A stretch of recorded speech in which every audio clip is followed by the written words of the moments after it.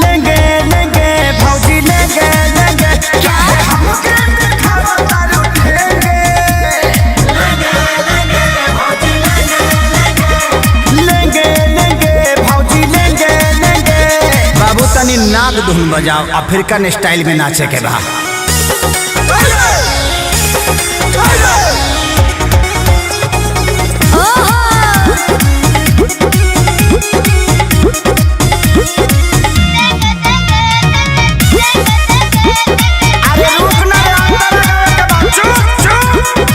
भौजी रूगल बेचो अरे लीची ले लो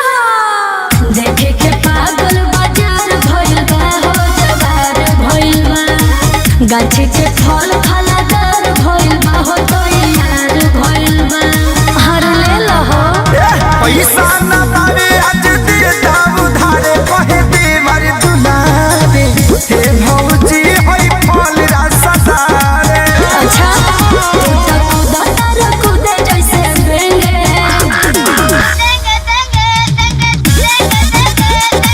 हाई बेंगावा घुस गइल रे फिर कन भगवे किनारे लेंगे लेंगे भौजी लेंगे लेंगे हम तो खइला बिना नागी लगेंगे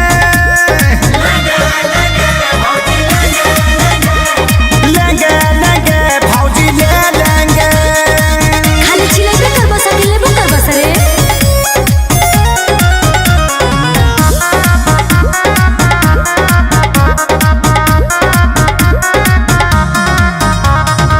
जल्दी से ले लो ना तो कम हो जाए हो खत्म हो जाए अच्छा बड़ा कम जोर तो निदम हो जाए बॉडी बम हो जाए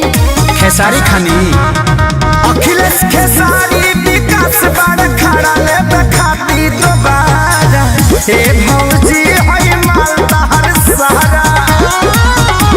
बना के आइल बड़ो लोगेंगे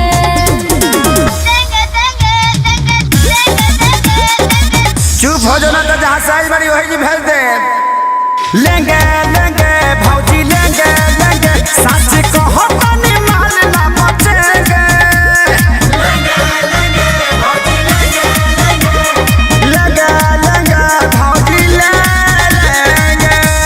बड़ा निमन गो की बड़ा लो एक बार में सब ले ले लो बड़का गांव पंचायत के पैसा है भौजी।